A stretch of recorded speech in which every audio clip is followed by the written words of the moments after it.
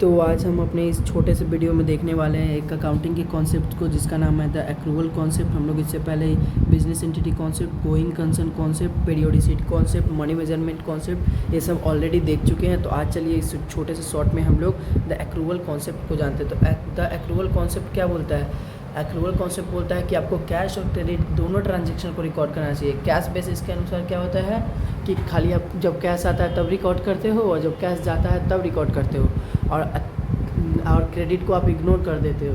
तो वही accrual basis बोलता है कि एक पर्टिकुलर पीरियड का मतलब वन अकाउंटिंग ईयर का जो भी खर्चा है, चाहे वो उसको आपने पे किया है या ना पे किया है, वेदर इट इज़ पेड और नॉट पेड, उसको आपको रिकॉर्ड करना है। सेम अगर एक अकाउंटिंग पीरियड में जो आपने अर्न किया है, whether you have received in cash और नॉट रिसीव्ड बट अर्न कर चुका है, उसको रिकॉर्ड करना है। तो एक्रूवल बेसिस यही बोलता है। चलिए इसका डेफिनेशन देखते हैं। The accrual concept is based on recognition of both cash and credit. देखिए बोला ना, कैश एंड क्रेडिट दोनों को हमको ये करना है, अपने बुक्स ऑफ अकाउंट में रिकॉर्ड करना है by following the accrual concept. In case of cash transaction owners equity is instantly affected as cash either is received और पेड। अगर कैश ट्रांजेक्शन होता है तो ऑनर का जो कैपिटल है, इक्विटी है, जो तुरंत अफेक्ट होगा। कैश आया गया तो तुरंत उसका आखिर का एड ऑन और लेस ऑन होगा ना, तो इसी का चलते कैश ऑनर्स का इक्विटी अफेक्ट होता है।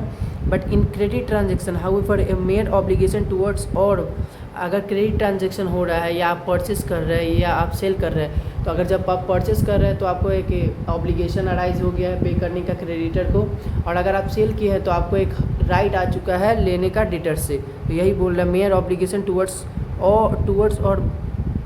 और by the business is created when credit transaction exist, which is generally the case.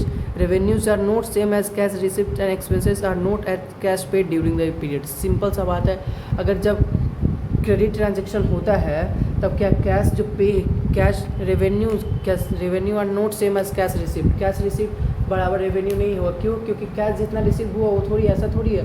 मान लीजिए आपने सेल किया 5 लाख लेकिन आपने रिसिप्ट किया कैश का 2 लाख, तो सेम नहीं ना होगा कैश रिसिप्ट और रेवेन्यू हो गया आपका 5 लाख और कैश रिसिप्ट हुआ आपका 2 ही लाख। तो यहाँ पे वैसे ही केस में होगा कैश एक्सपेंसेस। आपने एक्सपेंसेस का मतलब बेनिफिट ले लिया है आपने 10 लाख का और पे किया 8 लाख, तो 2 लाख तो अभी भी आपको पे करना बाकी है। तो इसीलिए कैश एक्सपेंसेस पेड और उसका expense cash receipt and expenses are not same as cash paid during the year. Cash paid और एक्सपेंसेस अलग अलग होगा इस तरीक़े से। तो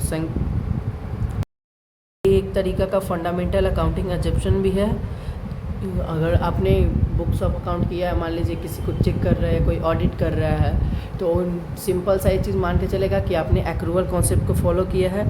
सो बाय फॉलोइंग एक्रूवल कॉन्सेप्ट को मानते हुए हम लोग जो नॉन कैश एक्सपेंस है लाइक डेप्रिसिएशन हो गया या और भी तरह बैड डेट्स हो गया, ये सबको रिकॉर्ड करते हैं। अगर हम लोग कैश बेसिस ऑफ अकाउंटिंग खाली फॉलो कर रहे तो हम लोग को तो ये रिकॉर्ड नहीं करना चाहिए, क्योंकि कैश बेसिस क्या बोलता है कि कैश जाने या आने पे ही रिकॉर्ड करो।